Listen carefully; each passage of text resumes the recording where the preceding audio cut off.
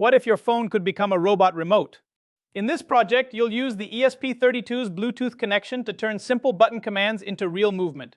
Forward, backward, left, right, and stop. You've already built the pieces this robot needs: ESP32 basics, sensors, outputs, servos, and motor control. Now those skills come together. Bluetooth commands from a phone will tell the car when to move, turn, and stop, setting you up for autonomous navigation next. The mission is simple. Turn a phone command into robot motion.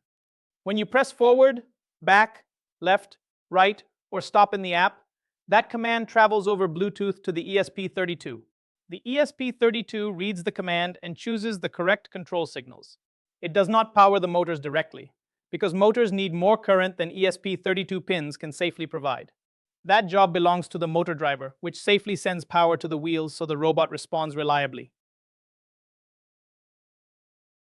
Think of the robot car as a small team, where each part has a clear job. The phone or tablet is the remote control, sending short Bluetooth commands like F, B, L, R, and S.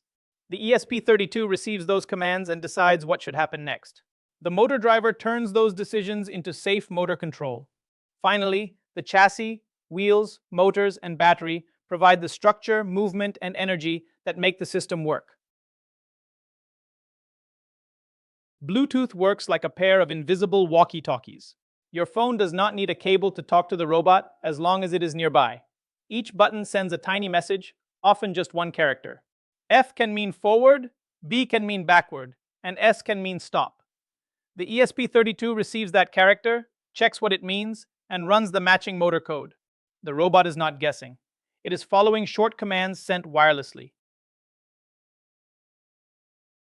Before the phone can control the robot, the ESP32 must be discoverable over Bluetooth. After the code is uploaded and the robot is powered on, the controller app scans for nearby devices and finds the name you assigned, such as ESP32_robot_car. Once connected, control becomes a repeating loop. Each button press sends a command, and the ESP32 keeps checking for new input, so it can update the motors right away. The ESP32 is the decision maker, not the muscle. Its GPIO pins send small control signals to the motor driver, telling each motor when to spin and which direction to turn. The motor driver handles the higher current path from the battery to the left and right DC motors. Keep motor power separate from safe, regulated power for the ESP32. And remember the key wiring rule: the ESP32, motor driver, and battery ground must be connected together, or the control signals will not share a reference. Power is one of the easiest places to damage a robot, so check it carefully. ESP32 GPIO pins are for control signals, not for driving motors. Motors can demand much more current, especially when starting or stalled, so the motor driver must sit between the ESP32 and the motors. Also, watch the battery. If voltage drops, the robot may crawl, turn poorly, or reset the ESP32. Before powering on, confirm positive and negative connections, shared ground, and correct polarity. Command mapping is the translation layer between the phone and the robot. When Bluetooth sends a single character, the program checks that character and runs the matching movement code. F drives both motors forward. B drives both motors backward. L and R turn by changing the motor directions or speeds on opposite sides. S is the safety command, and it should stop both motors right away. Keep each letter tied to one behavior so testing is easier and the robot stays predictable. The robot program follows a simple decision cycle. First, setup runs once. It turns on Bluetooth and prepares the motor control pins so the hardware is ready. Then the loop takes over. The robot listens for a Bluetooth character from the phone. If nothing arrives, it keeps waiting. When a command does arrive, the code compares it with expected letters like F, B, L, R, or S. The matching function runs. Then the program returns to listening, so control feels continuous. A movement function is a named shortcut for motor commands. Instead of rewriting the same signals again and again, you call functions like forward, backward, turn, or stop. To drive forward, both motors rotate in the forward direction. To reverse, both rotate backward. To turn, the two sides do different things. One may slow, stop, or spin opposite the other. The robot pivots because one wheel travels farther than the other. Stop is just as important because it clears the motor signals so the robot does not keep moving unexpectedly. Next, set up the phone as the robot's remote control.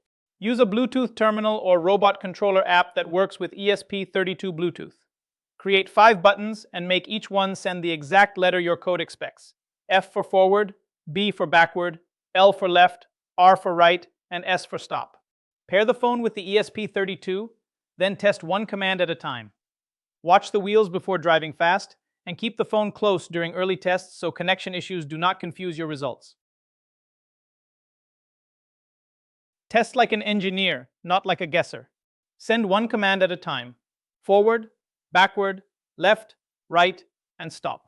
For each test, compare what you expected with what actually happened. If forward goes backward, a motor direction or wiring may be reversed. If turning is too wide, too sharp, or missing, adjust motor speed, timing, or connections. Check battery power before blaming the code, because weak batteries can make a good program look broken. Record the fix, then test again. When the robot misbehaves, treat it like a detective problem. Start with the symptom, then check the most likely cause. If forward makes it drive backward, reverse the motor wires or swap the direction in code. If one wheel is dead, inspect the motor wiring, driver pins, and battery connection. If it resets or disconnects, suspect weak power to the ESP32. Once the basics work, you can improve the design with speed control, smoother turning, lights, a buzzer, or obstacle sensors. You've now connected wireless commands to real robot motion. Bluetooth carried simple instructions to the ESP32, and your code mapped each letter into a motor action. Just as important, reliable driving came from correct wiring, safe power, and careful testing. Next, you'll move beyond remote control and give the robot sensors so it can follow lines and avoid obstacles.